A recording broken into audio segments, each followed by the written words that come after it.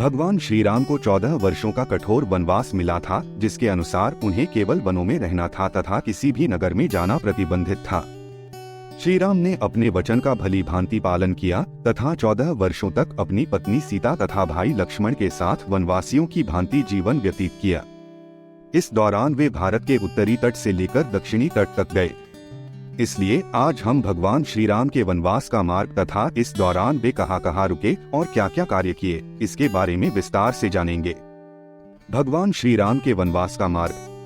Number 1, तमसा नदी के तट पर। सबसे पहले अयोध्या से विदा लेने के पश्चात भगवान राम रथ में बैठकर आर्य सुमंत के साथ तमसा नदी के तट तक पहुँचे।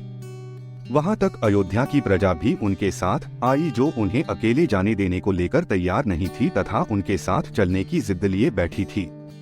इसलिए उस रात श्री राम ने अपना डेरा तमसा नदी के तट पर ही डाला तथा सूर्योदय से पहले अयोध्या की प्रजा को बिना जगाए सीता, लक्ष्मण तथा सुमंत के साथ कौशल देश की नगरी से बाहर निकल गए। नंबर 2, श्रृंगवेरपुर नगरी। इसके पश्चात वे अपने मित्र निषादराज गुह की नगरी श्रृंगवेरपुर के पास के वनों में पहुंचे तथा वहीं एक दिन के लिए विश्राम किया। उनके मित्र गुह ने उनका बहुत आदर सत्कार किया। अगले दिन उन्होंने सुमंत को रथ लेकर अयोध्या लौट जाने का आदेश दिया तथा वहां से आगे पैदल ही यात्रा करने का निर्णय किया। फिर उन्होंने केवट के सहारे गंगा नदी को पार किया तथा उस पार कुरई गांव उतरे। नंबर 3, प्रयाग। गंगा पार करके श्री राम माता सीता, लक्ष्मण तथा निषादराज गुह के साथ प्रयाग चले गए। वहां उन्होंने त्रिवेणी की सुंदरता को देखा तथा आगे मुनि भारद्वाज के आश्रम पहुंचे। यहां उन्होंने मुनि भारद्वाज से अपने रहने के लिए उत्तम स्थान पूछा, जिन्होंने यमुना पार चित्रकूट को उत्तम बताया। नंबर 4, चित्रकूट।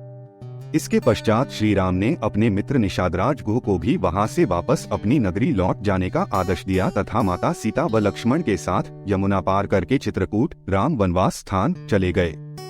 चित्रकूट पहुंचते ही उन्होंने वाल्मीकि आश्रम में उनसे भेंट की तथा गंगा की धारा मंदाकिनी नदी के किनारे अपनी झोपड़ी बनाकर रहने लगे।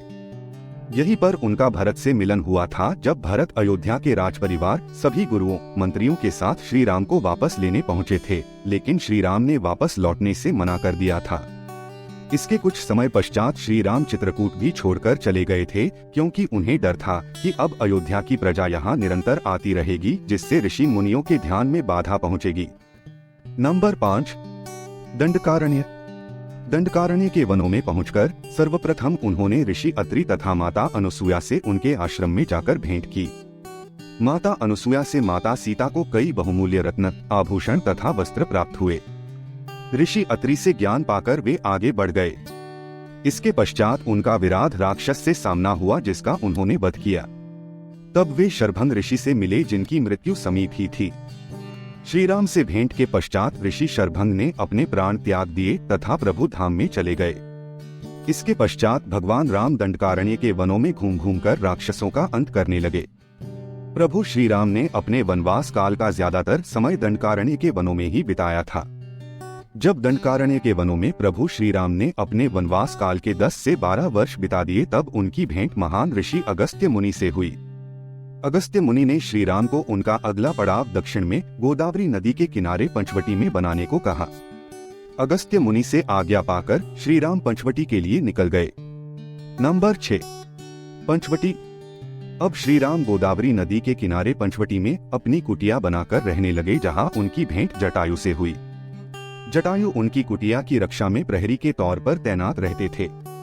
इसी स्थल पर शूर्पणखा ने श्री राम को देखा था तथा माता सीता पर आक्रमण करने का प्रयास किया था। तब लक्ष्मण ने उसकी नाक काट दी थी। तब उनका रावण के भाई खर व दूषण से युद्ध हुआ व श्री राम ने उनका राक्षसी सेना समेत वध कर डाला। उसके कुछ समय पश्चात रावण ने अपने मामा मारीच की सहायता से माता सीता का अपहरण कर लिया। रावण ने उनकी सुरक्षा में तैनात जटायु का भी वध कर डाला। भगवान श्री राम तथा लक्ष्मण माता सीता को ढूंढते हुए वहां से निकल गए।